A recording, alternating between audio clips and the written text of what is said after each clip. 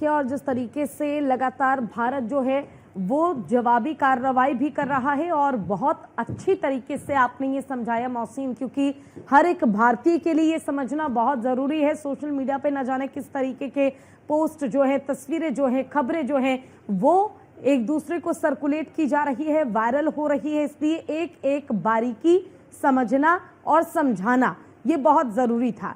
अब ऐसे में जो लगातार पाकिस्तान अपने नापाक मंसूबों को हम अंजाम दे रहा है, मौसीम, यहाँ पर एक सवाल ये भी उठता है कि कल भी आपने देखा कैसे देर रात तक पाकिस्तान हमला करता रहा, फिर जवाबी कार्रवाई में भारत ने भी हमला किया, भारत ने भी जवाब दिया और आज भी मुझे लगता है ये सिलसिला जो है वो रुकने वाला नहीं है हमले का। आज भी कई ठिकानों को निशाना बनाया जाएगा, आज भी कई ठिकानों पर हमले किए जाएंगे और हो सकता है कि जिस तरीके से भारतीय सेना ने उनके मिसाइलों को निस्तानाबूद कर दिया, जिस तरीके से सफल होने से रोक दिया, तो अब कुछ ऐसा प्लान वो तैयार करे या कोई ऐसी स्ट्रेटेजी, क्योंकि नुकसान कितना होगा, जान किनकी जाएगी, इसकी परवाह तो पाकिस्तान ने ना कभी अपने मुल्क के लिए की थी और ना ही भारत की वो करता है। तो हो सकता है कि प्लान कुछ ऐसा तैयार किया जाए कि उनके जो भी अब तक हमले हैं या निशाने जो लगाए गए थे, जो निशाने सही जगह पर नहीं रख पाए, वो ठीक से लग सके। कुछ इस तरीके का फुल प्रूफ प्लान तैयार पाकिस्तान कर सकता है, जिससे लड़ने के लिए भी हमें तैयार होना पड़ेगा। क्या लगता है?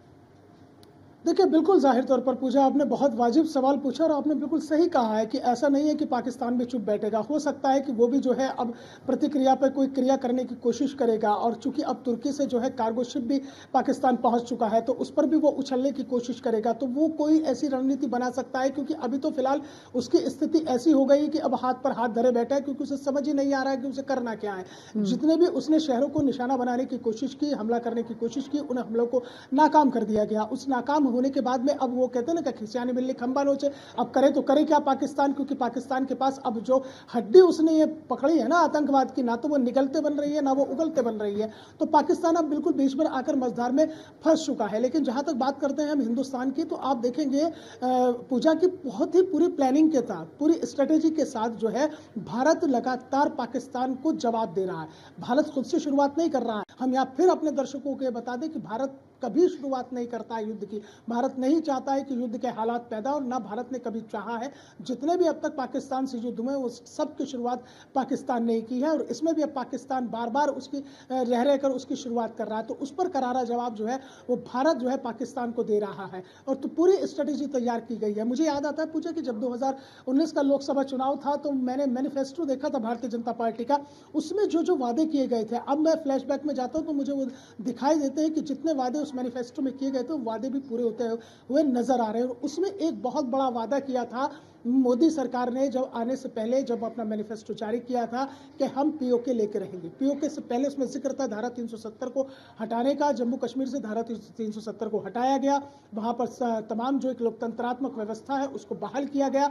अब बारी पीओके की है, और पीओके को लेकर लगातार हिंदुस्तान के अंदर चर्चाओं का बाजार गर्म है।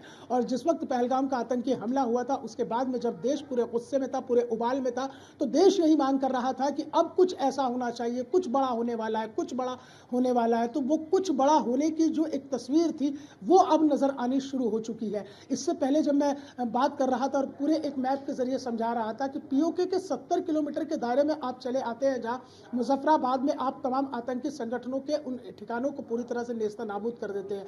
जब आप छेड़ते हैं तो फिर आपके सैन्य शिविर पर तो हमला करना फिर बनता ही है। तो वहां मुजफ्फराबाद में अटैक हुआ है। तो पीओके से अगर ये धीरे धीरे करके तमाम चीजें दूर होती चली जाएंगी और पाकिस्तान जितना पीछे खिसकता चला जाएगा, पीओके उतना ही हिंदुस्तान के नजदीक आता चला जाएगा।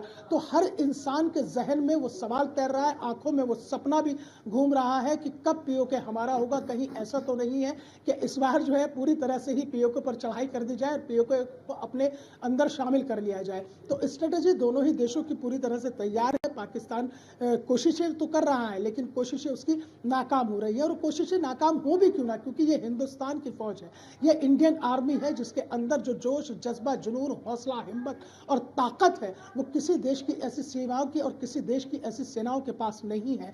क्योंकि इसी तरह से जो है लगातार हिंदुस्तान की सेना ने अपने पराक्रम का परिचय दिया है। जब जब देश के ऊपर और इस तरह की विपदा आई है तो मुल्क की हिफाजत के लिए देश के रणबांकुरों ने अपना सर्वस्व बलिदान किया है।